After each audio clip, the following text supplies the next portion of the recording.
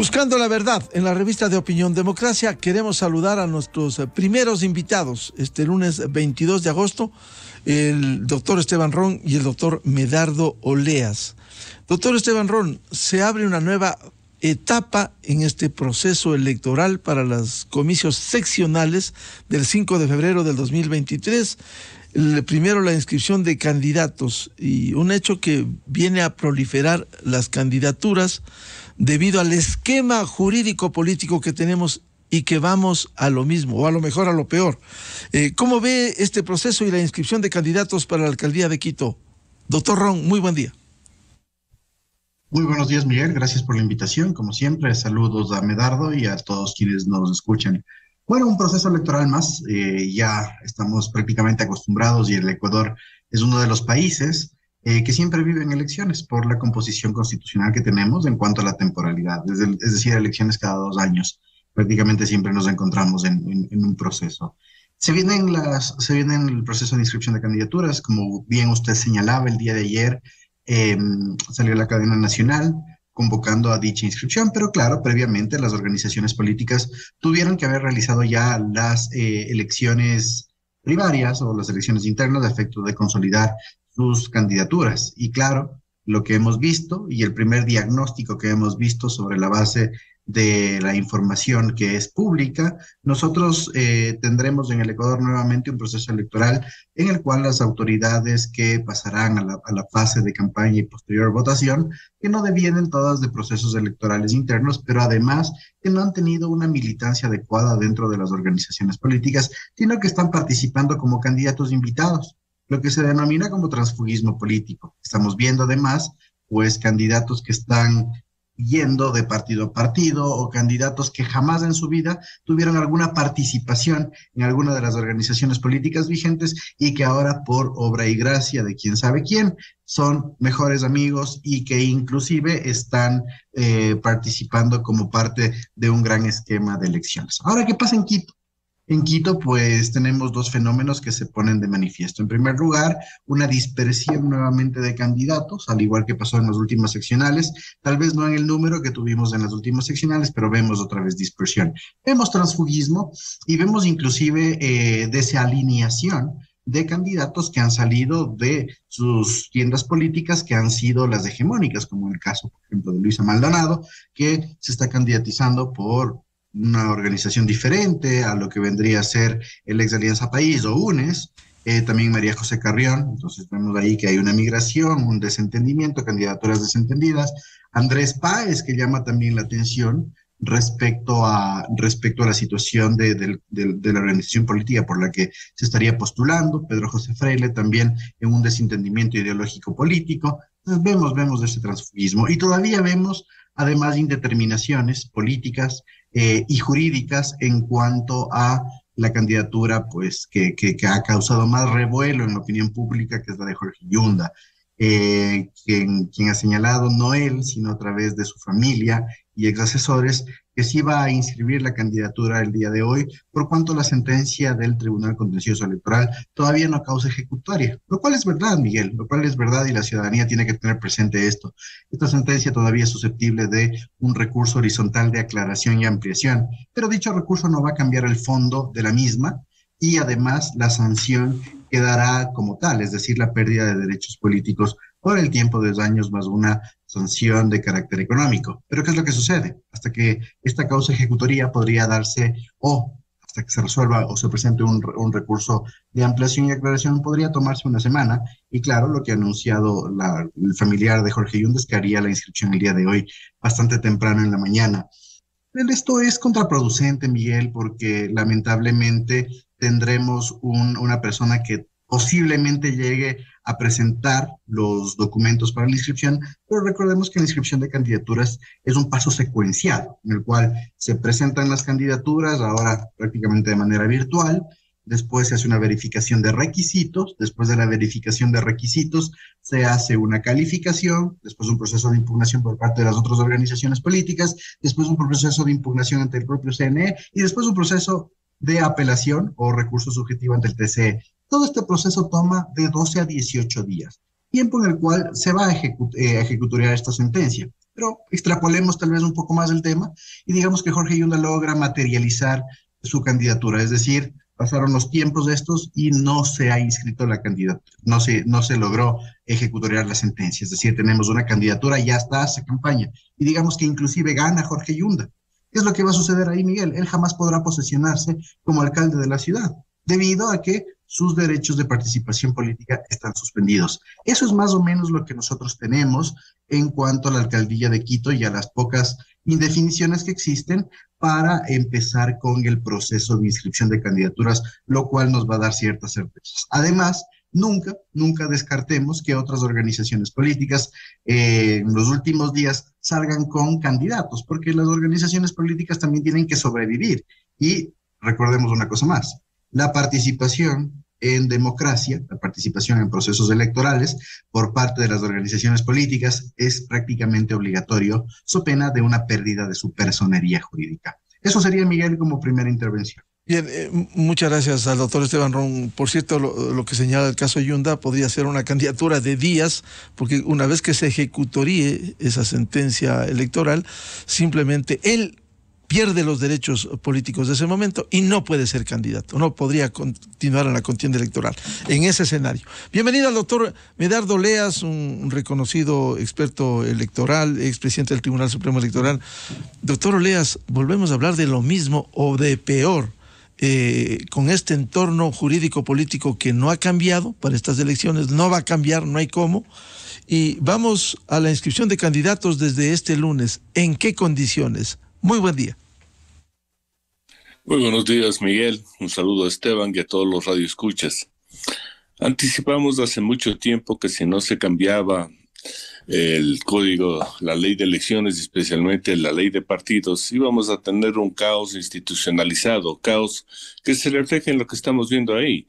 No tenemos partidos ni movimientos políticos, estos solo se activan para una elección, es decir, son movimientos electorales que al no tener cuadros suficientes acuden a lo que siempre han hecho, a los más notorios, a los más visibles, a los más mediáticos y los ponen como candidatos, sin importar si ellos militaron o no en sus tiendas políticas o por lo menos tienen afinidad con lo que ellos están propugnando como sus tesis ideológicas. Y lo que es más grave, ni siquiera tienen un plan claro y concreto de lo que debería plantearse como solución a los problemas de la ciudad.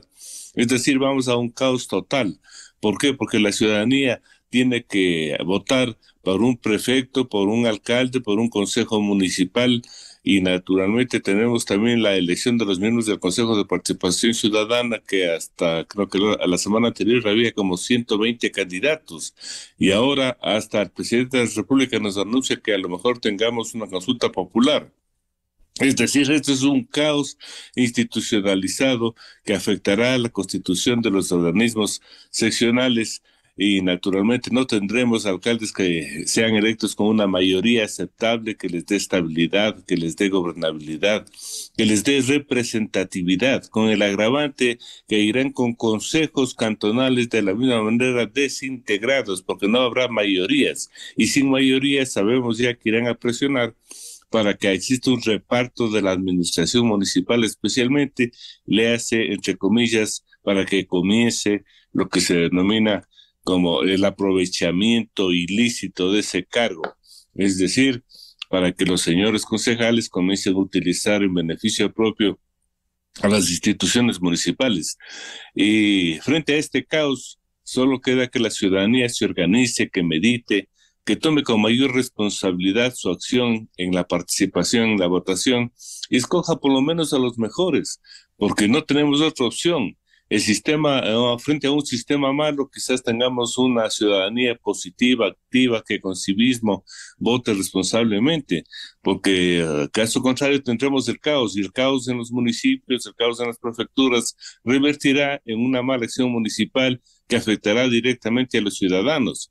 Entonces, a mi criterio, lo que estamos yendo es a un despeñadero democrático que lamentablemente nadie lo quiere componer a pesar de las propuestas claras que se presentaron hace mucho tiempo y sobre las cuales la clase política irresponsablemente no quiso tomar acción alguna, especialmente en la Asamblea, a la cual no le importa hacer las reformas que se requieren para componer este caos, porque ellos viven del caos, viven de la incertidumbre, y naturalmente esto les permite mantenerse cometiendo los actos de corrupción que son públicos y notorios. Es una pena para el Ecuador lo que está sucediendo. ¿Y el panorama para la elección de alcalde de Quito, doctor Medardo Oleas?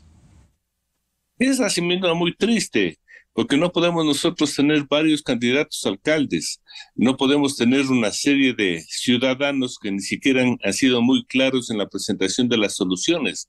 Aquí en Quito, como en el Ecuador, son los candidatos. O sea, para ser candidatos, 18 años, y ya podemos nosotros inscribir la candidatura, pero así no se puede manejar una ciudad. Es triste decirles que ni siquiera saben cuáles son las necesidades. Este momento recién estarán aprendiendo, porque una ciudad que no tiene alcantarillado como Quito y que contamina medio Ecuador, yo creo que había que darle ya otro tipo de tratamiento. Lo mismo el problema que tiene con el tratamiento de la basura, de las quebradas, de la seguridad, de la contaminación, etcétera, etcétera. Entonces aquí tenemos un grupo que ha politizado a la ciudad, buscando simplemente tomarse el municipio de Quito, pero no para dar una solución a los problemas. E irresponsablemente utilizan este mecanismo de que solo existe en el Ecuador, que están varias tiendas políticas listas a prestarles, a arrendarles o incluso hasta venderles los partidos políticos. Entonces, ¿qué va a suceder? Cuando vemos, por ejemplo, las encuestas, ninguno de los precandidatos que tenemos hasta ahora, porque no son candidatos hasta que se inscriban, tenían un porcentaje adecuado de aceptación, con excepción del señor Yunda, que era el más calificado con un 20% aproximadamente, pero como él no podrá ser candidato, no sabemos hacia dónde vaya esa votación. Quizás las encuestas de los próximos días nos vayan ubicando para saber quiénes son los candidatos más opcionados, pero así sea eso, de los más opcionados tendremos a 3, pero con 12 candidatos tenemos un exceso de 9 que nadie sabe qué hacen de candidatos, si van a estorbar en el proceso de elecciones y van a perjudicar a la ciudad. Y el caso de Jorge Yunda, como bien señalaba Esteban Ron, ¿cómo ve el panorama cuando todavía la sentencia no ha sido oficializada, digamos, notificada? Sí, es que sería una irresponsabilidad que él juegue a la candidatura. ¿Para qué presenta una candidatura si sabe que en pocos días puede ser descalificado? Porque automáticamente todos los otros contendientes van a impugnar esa candidatura, porque dentro del proceso de elección está el derecho a impugnar, y todos van a impugnar presentando la sentencia que mientras dure el proceso de calificación e impugnación se ejecutará, y naturalmente si le aceptan la candidatura a la Junta Provincial Electoral, van a ir a la apelación, y cuando llega la apelación automáticamente estará ejecutoriada y será descalificada. O sea, ¿él a qué juega? Yo creo que él debería dar un paso a un lado y respetar una resolución que veníamos esperando desde hace un año y que misteriosamente, solo a vísperas de que comience el proceso de inscripción, el Tribunal Contencioso Electoral dicta una sentencia. O sea que él, si actúa responsablemente, debería dar un paso al costado, que es lo que debería suceder legalmente y éticamente. Doctor Esteban Ron, frente a este panorama, ¿usted no ve la posibilidad de que, como recién empieza este lunes el proceso de inscripción, que se llegue a acuerdos y no haya tantos candidatos, sin llegar quizás a los 18 candidatos, pero sí una proliferación, como bien decía el doctor Medardo Oleas, que deslegitima, más allá de la parte legal, que puede ganar con el 20, 21, 22%, deslegitima una candidatura y un mandato democrático? Y es un gran problema eso, ¿no? La dispersión de candidatos y de organizaciones políticas hace que los ganadores lleguen con una deslegitimación o falta de legitimación natural o inicial, lo cual hace que tenga legítimos contradictores ya la autoridad posicionada desde el momento uno, ¿sí? Entonces, eso es bastante complejo. Sin embargo, Miguel, también soy partidario de lo que usted señala, que es mejor estimular el sistema de alianzas a efectos de que puedan haber coaligaciones o coaliciones a través de las cuales se trate de reducir se trata de reducir el número de candidatos y que además sirvan para que efectivamente se consolide la votación en determinados candidatos, y así la autoridad que resulte electa tenga una legitimidad adecuada de inicio. Sin embargo, ya no podemos, porque recordemos que el proceso de inscripción de alianzas terminó hace una semana y los procesos de democracia interna ya tuvieron que haberse dado. Con esto la única alternativa que va a cambiar a las precandidaturas o a las nuevas candidaturas se dará en virtud de los rechazos que la Junta Provincial Electoral de Pichincha o de las juntas provinciales de a escala nacional realicen de los candidatos, es decir, el cambio de candidatos. El sistema de alianzas es un sistema interesante que nosotros tenemos en el Ecuador y que se lo pensó en las reformas de 2020 como el mecanismo de solución a la dispersión de organizaciones políticas. Sin embargo, este no ha terminado de cuajar, este no ha terminado de generar los resultados y este tampoco ha terminado de generar confianza en las propias organizaciones políticas. ¿Por qué? Porque es un sistema demasiado laxo. Es un sistema en el cual ni siquiera se vigilan que los procesos de democracia interna sean respetados a efectos de generar candidatos que sean mutuos. Además, tampoco se revisa que los acuerdos de alianza sean conscientes, sesudos y estén en los estrictos márgenes legales.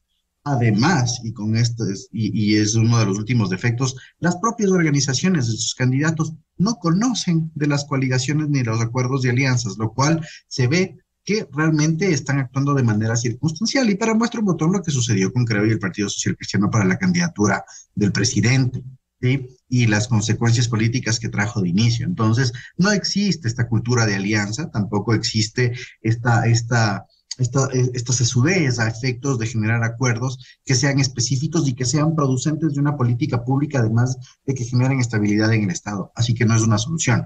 Se trató en estas reformas de 2020 de consolidar estimulaciones al sistema de alianzas. Las dos principales: el bolsillo, es decir, el financiamiento. Recordemos que las organizaciones políticas que van coaligadas tienen una estimulación en cuanto al fondo de promoción electoral. Un 20% más recibirán de lo que normalmente recibirían si es que van como organizaciones políticas sueltas para presentar candidaturas. Y la segunda, que son los umbrales de representación. Recordemos que después de cada una de las elecciones, el Consejo Nacional Electoral tiene que evaluar los umbrales de representación en cuanto a votaciones obtenidas y a candidatos que hayan ganado. ¿Y qué es lo que pasa?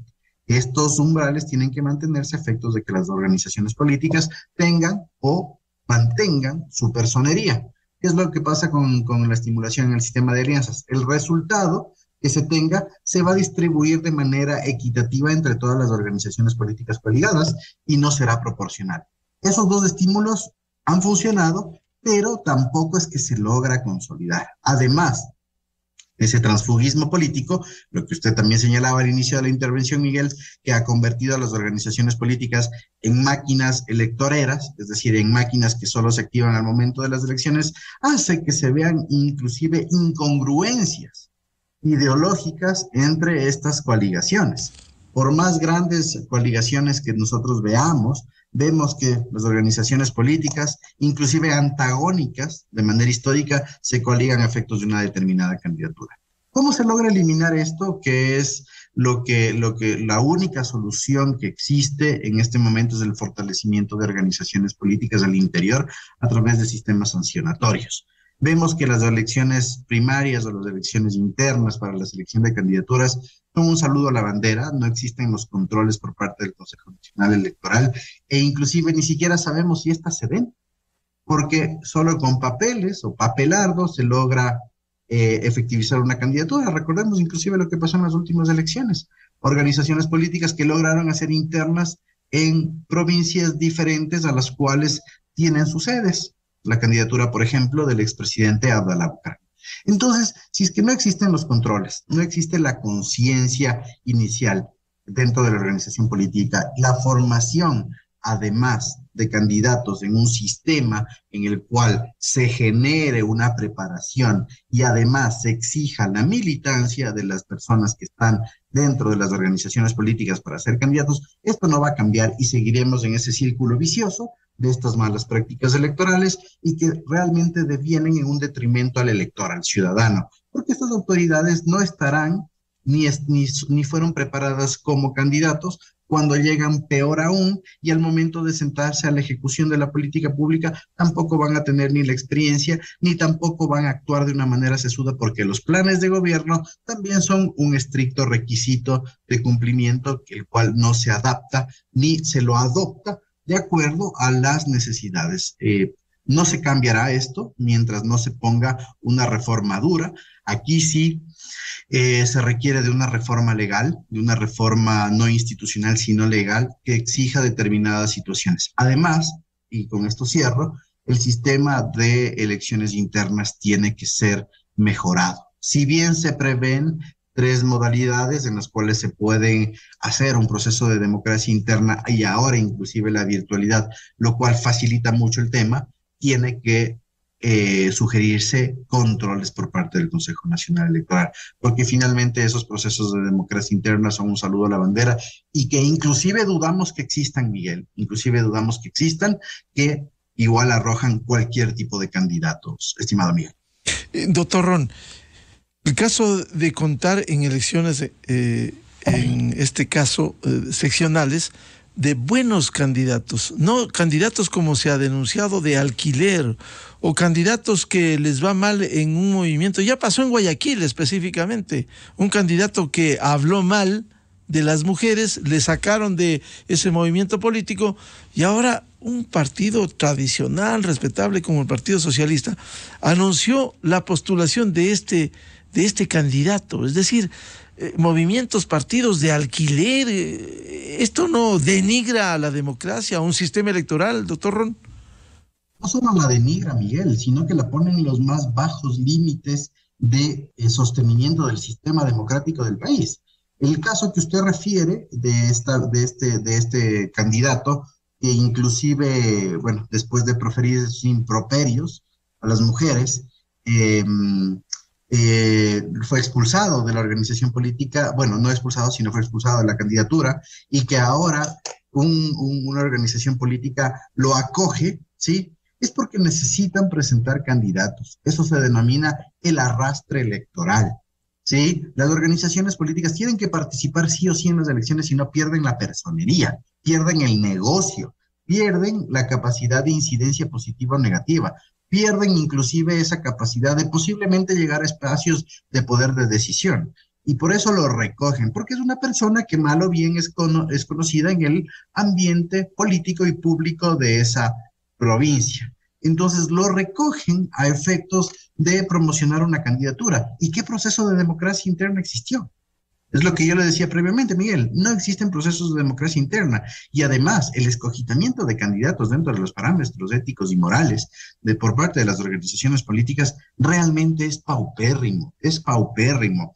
Apelar al exacerbado populismo electoral, apelar a la farándula, apelar inclusive al conocimiento del escándalo, me parece de lo peor, de las peores prácticas que nosotros tenemos en mi país. ¿Y sabe qué es lo que pasa con eso? El desentendimiento que existe de la clase política en la juventud cada vez es mayor, ¿sí? Como docente universitario, yo veo a mis alumnos que están en el pregrado y que tienen muchos ánimos de participar en política, y empiezan con una formación. Pero ¿cuál es el efecto inmediato de esto? No tengo los contactos para entrar en la organización política, y eligen a cualquier persona como candidato cuando tiene un padrino o madrina a efectos de la generación de la candidatura. Entonces, ese desentendimiento con la cosa pública de las juventudes está causando muchísimo detrimento a la calidad de democracia. Y la otra cosa es que es manifiesto, Miguel,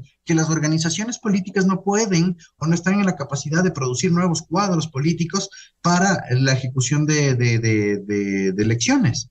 Por eso vemos el reciclaje de candidatos.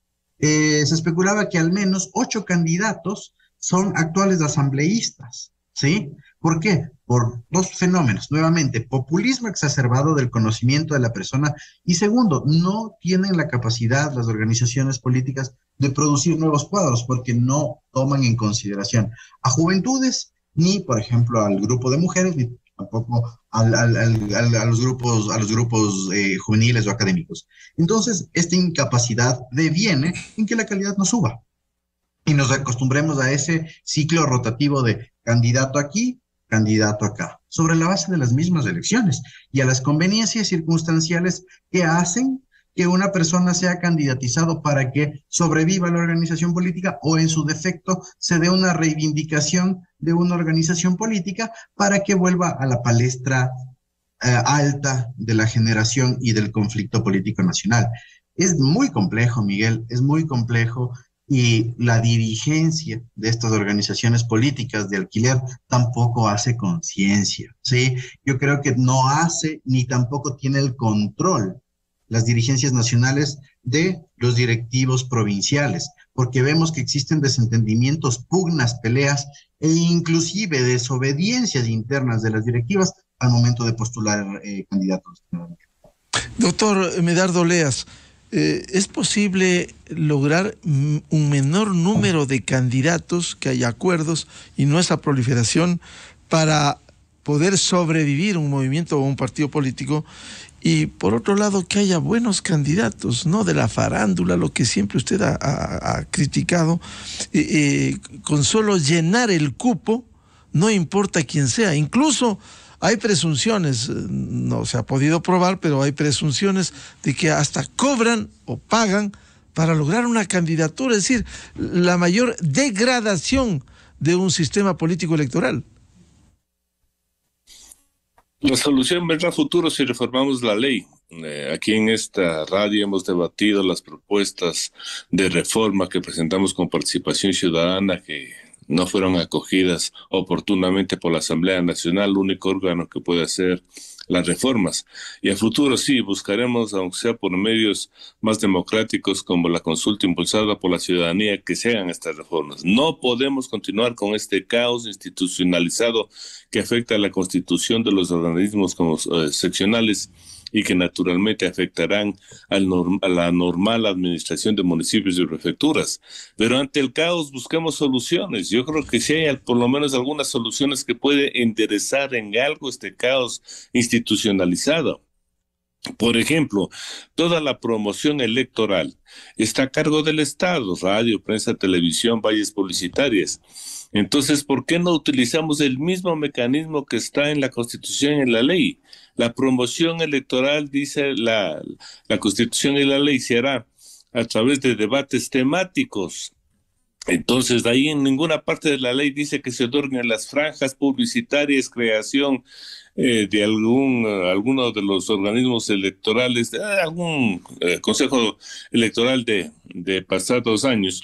Y naturalmente estas franjas publicitarias se tradujeron en cuñas publicitarias, y cuñas publicitarias de miles de candidatos donde los medios de comunicación confunden al elector, no aportan en el conocimiento de quiénes son los candidatos y peor aún, no aportan en la presentación de tesis de los programas que ellos deberán presentar obligatoriamente, porque es una obligación de los candidatos no solamente inscribir sus planes de proyectos, sino difundir como ideas de respaldo a su candidatura lo que ellos plantean como solución a los problemas de las ciudades o de las provincias.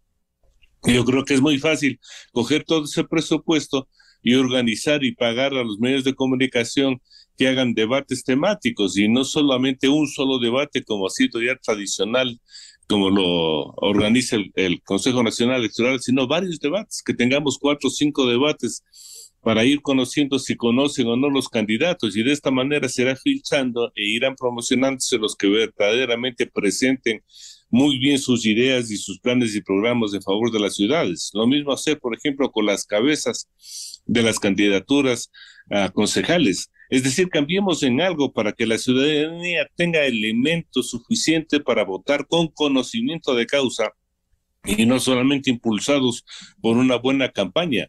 Después tenemos que controlar los fondos que se inviertan en las campañas por 2 cosas, porque los que más recursos tienen van a posicionarse mejor, y en eso hay que romper para garantizar la igualdad en cuanto a la difusión de las ideas y evitar que los dineros no sean controlados en inversión.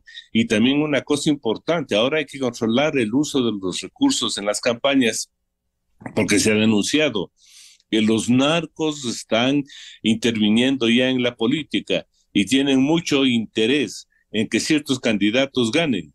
El narcoterrorismo aquí no puede ingresar a la política y ahí tiene que haber un control total y absoluto por parte del Estado. Ahí está la UAF, ahí está la Fiscalía, o en el caso de las personas que van a la reelección, ahí está la Contraloría, pero que se activen en forma previa, no posterior, porque aquí esperamos que sucedan los hechos para comenzar los procesos investigativos. Aquí debe haber un acto de prevención para evitar que esos dineros sucios ingresen a la campaña y contaminen en la constitución de los organismos seccionales.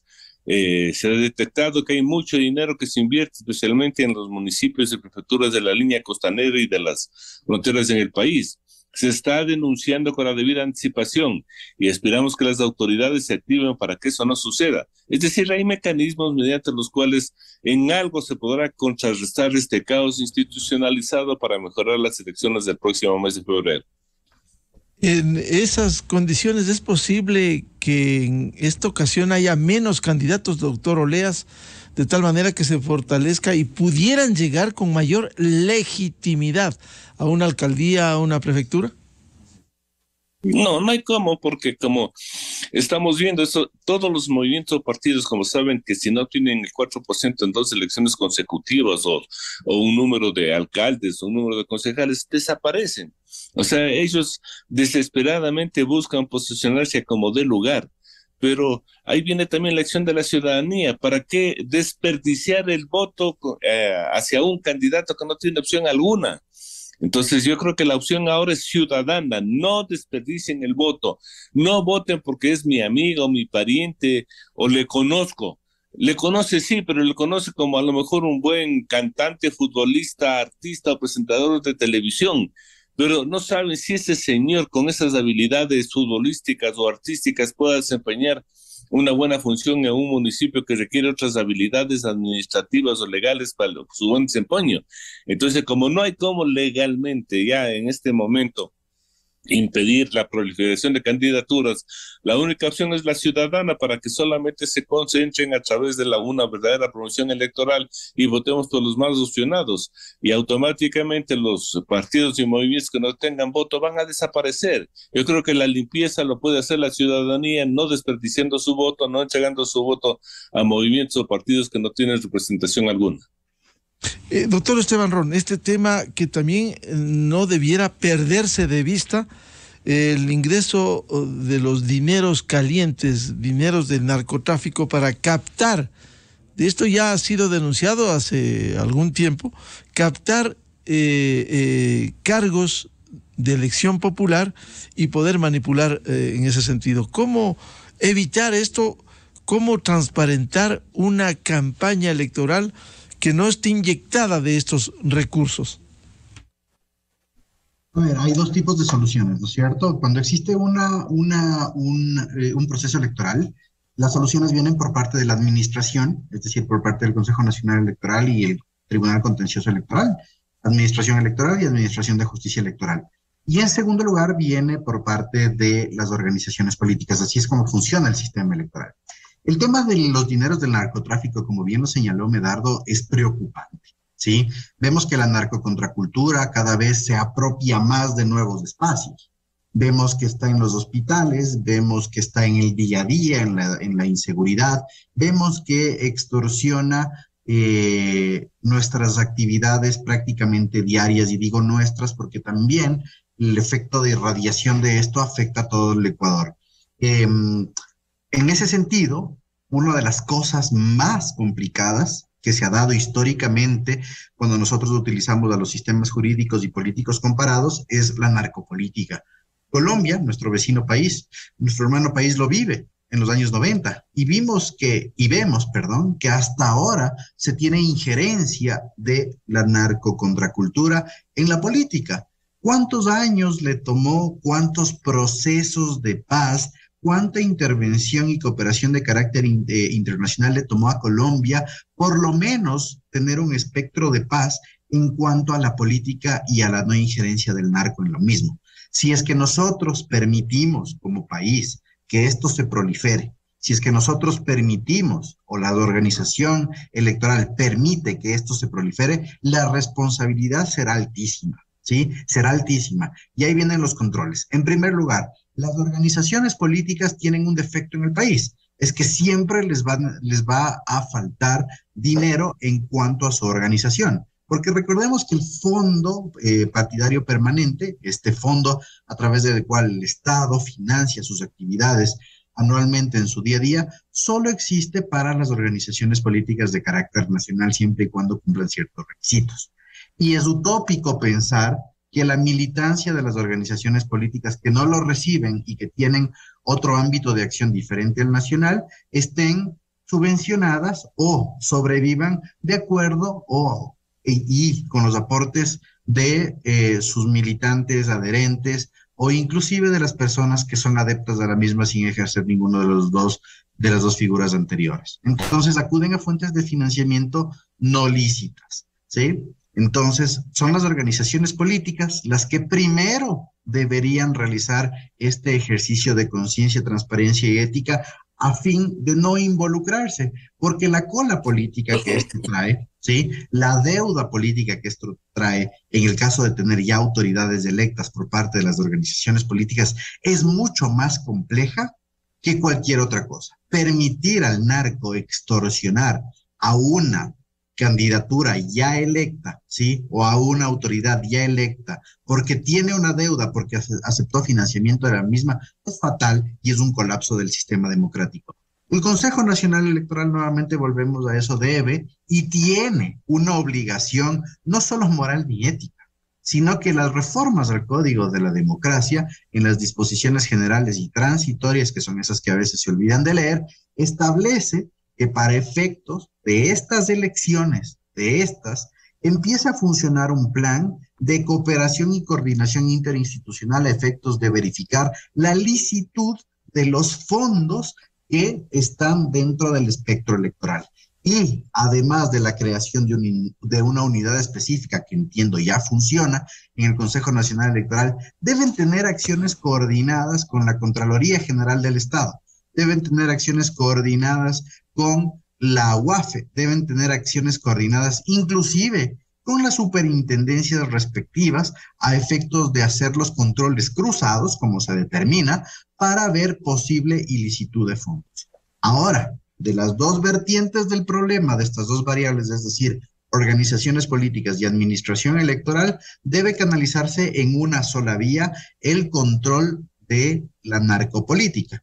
¿Y qué es lo que se tiene que realizar? En primer lugar, Miguel, las denuncias respectivas de carácter inmediato. ¿Qué significa eso? Que al mínimo indicio de una responsabilidad de las organizaciones políticas, sin importar cuál ésta sea denunciada por tener posible ilicitud de fondos. Segundo, los procesos tienen que ser expeditos, pero tampoco tienen que generarse en el marco de la especulación. Los aportes ilícitos, lamentablemente, en el país requieren prejudicialidad. Es esto. Y los aportes ilícitos previamente tienen que tener un proceso de carácter penal, ¿sí? A través del cual se sancione a una persona o se sancione a varias personas y se declare que estos fondos son ilícitos. Y eso va a tomar muchísimo tiempo, entonces no hay congruencia entre lo uno y lo otro. Por eso requerimos de un modelo específico, explícito y además rápido y célere, a efectos de que el dinero ilícito sea declarado como tal en el ámbito electoral. A la mínima comprobación que este exista, se tiene que sancionar a la organización política y a las candidaturas en las que se está involucrando. Con eso se logra desterrar prima facie los capitales que provengan de ilícitos. Y por otro lado, yo creo que aparte de los controles que existan institucionales, tiene que haber un rol muy activo por parte de tanto Fiscalía como Policía Nacional, porque las alertas de que el narco está llegando a las esferas políticas y a las esferas electorales son muchas, y al momento de tener el mínimo indicio, empezar a actuar, ¿sí? Si es que se logra, o por ejemplo, si es que existe una mala conducta o una inconducta en la cual se esté aceptando dinero del narcotráfico a efectos de una campaña electoral, esto tiene que ser anunciado por parte del competente, que es la Fiscalía. ¿Para qué? Para que se pueda suspender a la misma y para que además se genere una cultura de prevención con el ejemplo. Eso es lo único que queda, porque en el momento en el cual se deje que el narco llegue a los temas electorales democráticos y que ingrese a esa parte estructural del sistema, no hay vuelta atrás en el inmediato. Ojo con eso. Y por eso es súper importante ver los ejemplos internacionales. Colombia se demoró casi 20 años en salir de esto. Eso sería, Miguel. Doctor Medardo Oleas, ¿es posible mejorar los controles en una campaña electoral como no ha sucedido durante los últimos procesos? Es posible, es factible y es una obligación realizarla. Porque, por ejemplo, no ha habido control por parte del Consejo Nacional Electoral a la pre-campaña. Y cuando los actos son públicos y notorios, yo creo que el Consejo Nacional Electoral solamente si nombra una comisión especial para que realice el control a nivel nacional y las juntas provinciales a nivel provincial, comienza el verdadero control, porque lamentablemente la ley exige que se presenten las cuentas cuando termine una elección. Pero, por ejemplo, hemos visto que en el lanzamiento de candidaturas se llenan coliseos, se utilizan costosos equipos de promoción electoral porque se regalan banderas, camisetas, ahí están las plataformas, ahí está la música. Eso tiene un valor. Eso, por ejemplo, ya debe quedar registrado en todos los archivos institucionales de efectos después de que se cruce esa información con la que presentan oficialmente los partidos y movimientos. Por ejemplo, se presenta ahora una denuncia de que una candidata ha contratado a un radiodifusor por $1 millón a que naturalmente le haga una verdadera promoción. Muy bien, está en su derecho, pero tiene que justificar de dónde salen los fondos. Yo personalmente pude constatar en un pequeño pueblo de la costa como ya un candidato al alcalde hace mucho tiempo presentó ya a un conjunto musical gastando miles de dólares, pero esas cosas no se están controlando a la fecha. Entonces, yo creo que es necesario prevenir, porque las instituciones son muy lentas en activar sus mecanismos de control. Y de esta manera, yo creo que el país va a agradecerle si se detecta oportunamente por dónde está llegando el dinero. Porque como son dinero que entran camufladamente, no son públicos, no son notorios, entonces tiene que hacerse investigación. Y además todos esos dineros se mueven en efectivo. Entonces bien haría, por ejemplo, la policía de detectar, como se hizo ya en varios casos, la fiscalía, la policía, para ver por dónde sale ese dinero, cuál es el mecanismo para que están aportando estos sujetos a las campañas electorales. O sea, hay formas y formas. Pero todavía no despierta el Consejo Nacional Electoral, a pesar de las múltiples denuncias que venimos realizando desde hace mucho tiempo. Entonces, el reclamo al Consejo Nacional Electoral, ¿qué espera? Que después no active una denuncia cuando sea muy tarde y sea muy difícil la investigación. Y he dado mis puntos de vista, he dado los mecanismos y espero que haya una solución por parte de la autoridad electoral. Bien, volviendo a la alcaldía de Quito, doctor Esteban Ron, ¿es posible que se consolide la institucionalidad frente a las demandas que hay en los problemas de la capital para que propongan planes viables y concretos frente a los problemas fundamentales? No de manera fáctica, Miguel, no de acuerdo al marco institucional y legal que tenemos, porque lamentablemente los planes de gobierno y los planes de trabajo que tienen que presentar los candidatos tienen ciertos estándares de cumplimiento, pero realmente son mínimos, ¿no? Es diagnóstico y además tienen también que presentar el plan. Básicamente se basa en esa relación de causalidad, ¿no? Diagnóstico y plan para tratar de salir de ese diagnóstico que obviamente está redactado en negativo. Pero yo creo que el tema del estudio de las políticas públicas, y ni siquiera desde el ámbito académico, que es tal vez un poco más complejo, requiere de integralidad, ¿sí? El plan o los planes que tienen que presentar las organizaciones políticas conjuntamente, y eso también hay que recalcar, con el candidato, tienen que respetar un proceso a través del cual se genere el mismo. Pero ¿qué es lo que pasa? En primer lugar, no hay financiamiento para esto y se requiere de muchos esfuerzos ad honorem en ese sentido. Pero además los planes de gobierno no son realmente exigibles. Estos son exigibles por cuanto existe un mecanismo de democracia directa que es la revocatoria del mandato en caso de incumplimiento. Y recordemos que también históricamente en el país la única persona que ha sido revocada por incumplimiento de plan de gobierno es una autoridad de carácter seccional, lo que sucedió en Loja. Entonces, no se vuelve congruente esto. ¿Qué se tiene que hacer en ese sentido? Yo creo que los planes de gobierno sí pueden requerir de una calificación, ¿sí? ¿Qué es lo que pasa? Nosotros hemos visto igual históricamente planes de gobierno muy bien estructurados, pero por otro lado también hemos visto, los que presentó en su momento Dalo Bucaram, planes de gobierno de 3 hojas, ¿sí? Que eran estrictamente retóricos. ¿Qué es lo que pasa? Sí tiene que ser fiscalizado, puede ser acompañado inclusive, y obviamente se vuelve una gran herramienta de fiscalización. El plan de trabajo debe tener tiempos, Miguel. Tiempos. ¿Por qué? Porque las propuestas etéreas, las propuestas al aire, hacen que éstas nunca se puedan cumplir o que además generen al candidato y autoridad una válvula de escape. Es decir, cuando las propuestas son condicionales, esto no va a generar ningún efecto. Por ejemplo, decir que yo voy a realizar un sistema, hablemos de transporte, un sistema de transporte alterno en la ciudad número 4, ¿sí? Es decir, aparte de la ecovía, del trolebús, del metro, voy a realizar una aerovía.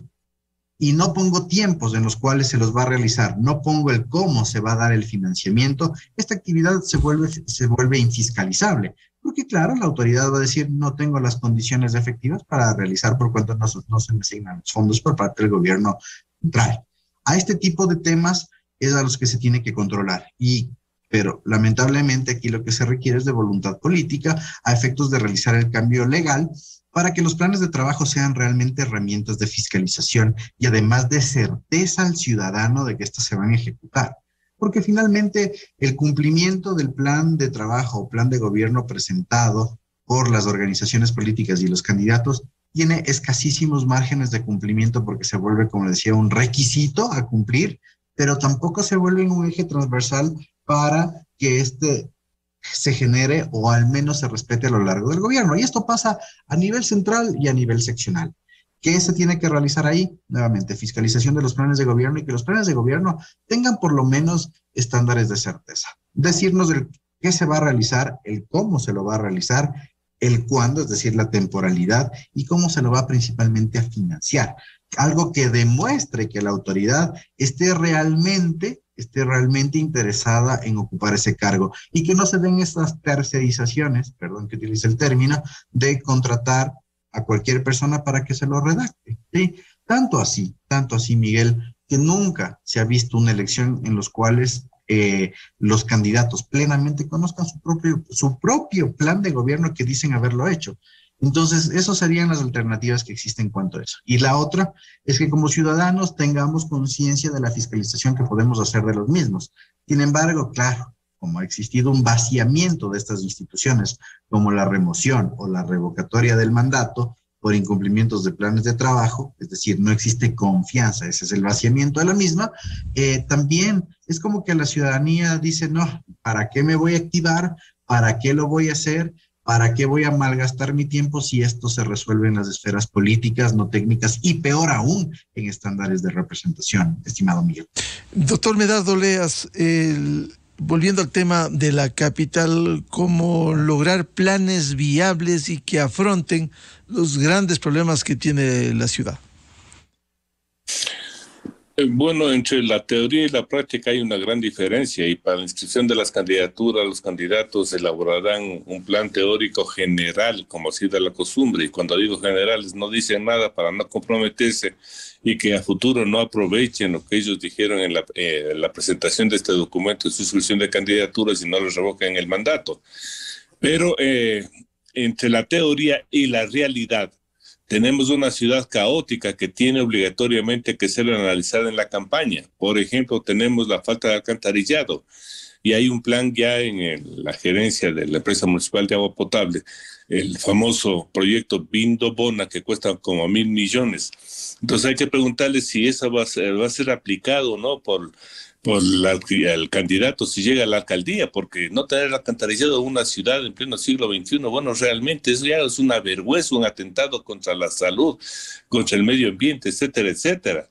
Segundo, ¿qué van a hacer con el relleno sanitario que también está colapsado y que los lixiviados, incluso por una denuncia presentada, les ponían en tanqueros y iban a votar en el oriente? Otro atentado, es un crimen que debería incluso ser sancionado. Tenemos el problema de las laderas de Pichincha, tenemos el metro de Quito que no funciona y que tienen obligatoriamente que hacerlo funcionar. ¿Cómo van a manejar todos los planes y proyectos para, por ejemplo, mejorar la infraestructura de la ciudad, un catastro adecuado?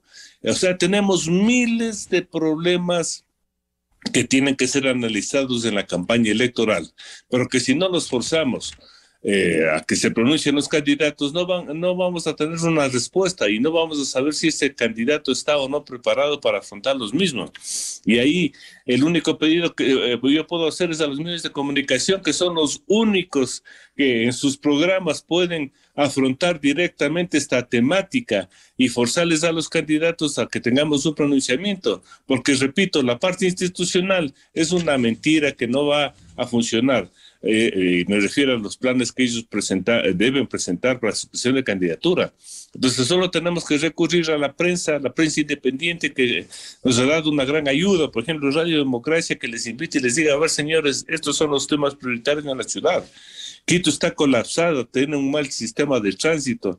Esa policía de tránsito es una policía que solo sale a las calles a buscar coimas. ¿Qué vamos a hacer? Y las respuestas de los candidatos nos van a enriquecer o nos van a permitir visualizar que ese señor no tiene idea de los problemas de la ciudad y peor aún de sus soluciones.